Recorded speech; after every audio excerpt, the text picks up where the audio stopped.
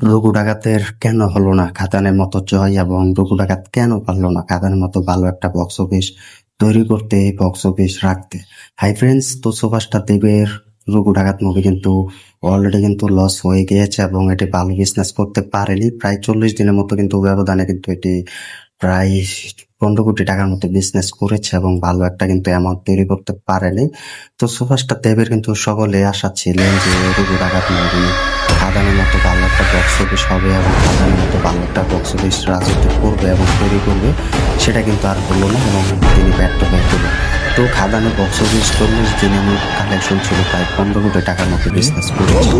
তো দেবে কিন্তু অনেক আশাবাদী ছিলেন যে খাদান মতো ভালো একটা বক্স অফিস হবে এবং খাদান মুভি যেভাবে পারফরমেন্স করেছে তার থেকে বেশি পারফরমেন্স করবে এই রঘু ডাকাত মুভি। তো হলে ভালোই পারফরমেন্স করলে কিন্তু এটির বক্স অফিস এতই কম আছে যা কিন্তু এটা পুরো রেকর্ড কিন্তু ব্রেকও করতে পারেনি কাদানের থেকেও।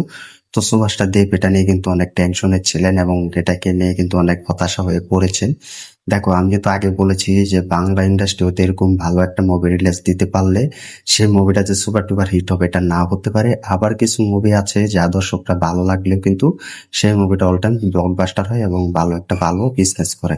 তো খাদান মুভির মতো কিন্তু এটা হলো না। তো রঘু ডাকাত মুভি এরকম ভাবে সুপারস্টার দেবতাকে আমরা পেয়েছি, যা কিন্তু এক নতুন লেভেলে কিন্তু কুজিত রিলিজ করেছে। সুপারস্টার দেবদা কিন্তু অনেক পরিশ্রম করে কিন্তু এই মুভিতে অভিনয় করেছেন এবং অনেক পরিশ্রম করে কিন্তু এই মুভিতে তিনি কাজ করেছেন এবং কোনোটা কমতে কম রাখেনি, সবটাই কিন্তু পুরো দেখিয়ে দিয়েছেন এই রঘু ডাকাত মুভি। তো রঘু ডাকাত মুভি খরচা করা হয়েছে এসবিআই প্ল্যাটফর্ম। তো তোমরা জানো দেব এন্টারটেনমেন্ট ভেঞ্চার, তিনিও কিন্তু এটার সাথে যুক্ত ছিলেন। তো সুভাষটা দেবদাও কিন্তু সাথে ছিলেন।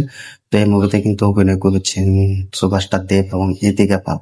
তো এরকম ভাবে সুভাষটা দেবদার কাছ থেকে আমরা ভালো একটা মুভি অভিনয়ের জন্য পেয়েছি, যা কিন্তু টলিউড কিন্তু অপেক্ষায় ছিলেন। কিন্তু সেই মুভিটা সুভাষটা দেবদা পুজোতে রিলিজ করার পর কিন্তু ভালোই সবাই দেখছে এবং দর্শকরা হলে গিয়ে পুরো মাতিয়ে দিয়েছিল ওই মুভিটা দেখার জন্য।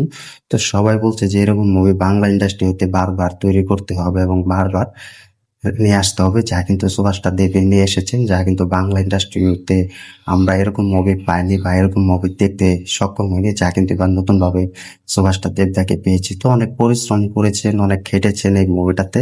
তো মুভিটা দেখেই বোঝা যায় যে সুভাষটা দেবদা কম কষ্ট করেন এই মুভিতে। তো সুভাষটা দেবের এই রঘুরাত মুভি কিন্তু ভালো একটা বিজনেস করতে পারেনি, কারণ দর্শকরা যা চেয়েছেন দর্শকরা পেয়েছে, কিন্তু আমি জানি না এই মুভিটা কেন ভালো বিজনেস করতে পারেনি। তো দেবে কিন্তু আশা ছিল প্রায় রঘু ডাকাত মুভি 50 থেকে 60 কোটি টাকা বিজনেস করবে বা 30 থেকে 40 কোটি টাকা বিজনেস হলেও কোনো খারাপের দিকে যায়নি। তো এটা কিন্তু ভালো এগিয়ে যেত, তো সেটা হয়নি। 20 কোটি টাকা পর্যন্ত বিজনেস করতে পারেনি। তো দবু ব্যানার্জি এই মুভিটা পরিচালনা করেছেন। তো এই মুভিটা কিন্তু সব আশা নষ্ট করে দিয়েছেন এবং খাদানের মতো কিন্তু এটা জয় হলো না। তো এটা কিন্তু অলরেডি আমরা দেখতে পেলাম এবং ভালো একটা মুভি ছিল রঘু ডাকাত। তো রঘু ডাকাতের বক্স অফিস কিন্তু পুরো নষ্ট হয়ে গিয়েছে এবং পুরো রেকর্ড কিন্তু পুরো পাল্টে দিয়েছে। এটার রেকর্ড মনে হয় না বাকি সুপারস্টার দেবের যে কটা মুভি ছিল তার থেকেও ভালো হবে, কারণ রঘু ডাকাত মুভি সবাই ভালোবাসা দিচ্ছেন, সবাই পরিশ্রম করে কিন্তু হলে গিয়ে দেখছেন। তো একটা সময় কিছু কথা শুনতে পেয়েছি আমরা যে রঘু ডাকাত মুভি ফ্রিতেও দেখানো হচ্ছে এবং বিনামূল্যে টিকিট দিচ্ছে। এটাই নিয়ে কিন্তু দেখলাম যে সোশ্যাল মিডিয়াতে প্রচুর টোলমোল করছে। তো এটা আমি জানি না কিসের জন্য করছে সুভাষটা দেব। তো সুভাষটা দেবের এই প্রমোশন কিন্তু কম ছিল না রঘু ডাকাত মুভির জন্য, এবং প্রমোশন ক্ষেত্রে সুভাষটা দেব যা যা করা দরকার এই মুভিটাতে তাই করেছে। তো এই মুভিটা কিন্তু দুবাই কিন্তু রিলিজ দিয়েছে, তোমরা সকলে দেখেছো। সুভাষটা দেবদা কিন্তু পুরো পরিবারকে নিয়ে কিন্তু দুবাই গিয়েছেন এবং সেখানে কিন্তু তার ফ্যামিলির সাথে কিন্তু এই মুভিটা রিলিজ দিয়েছেন। তো সব মিলে কিন্তু এই মুভিটা কিন্তু কম কমতে ছিল না। সুভাষটা দেবদার কাছ থেকে আমরা যা পেয়েছি তার থেকে কিন্তু বেশি। তো আমার মনে হয় না সুভাষটা দেবদা এরকম মুভি আরেকটা তৈরি করবেন বা বাংলা ইন্ডাস্ট্রিতে তিনি রিলিজ দিবে। তো এটা থেকে তিনি তার ভুলটা বুঝতে পেরেছেন এবং সব জায়গাতে কিন্তু সুভাষটা দেবদা এগিয়ে থাকলেও কিন্তু এই রঘু ডাকাত মুভিতে তিনি এগিয়ে নেই। তো এটার পিছনের রেকর্ড কিন্তু তিনি আর তৈরি করতে পারবে না। তো খাদানের মতো বারবার তৈরি করতে হবে, ধূমকেতুর মতো মুভি তাকে বারবার তৈরি করতে হবে। যা সুভাষটা দেবের সামনে কিন্তু সব থেকে বড় মুভি, সেটা হচ্ছে খাদান 2। তো খাদান 2 ভালো একটা পজিশনে সুভাষটা দেবদা আশা করি তৈরি করবে, এরকম রিস্ক সুভাষটা দেবদা কিন্তু আর নেবে না।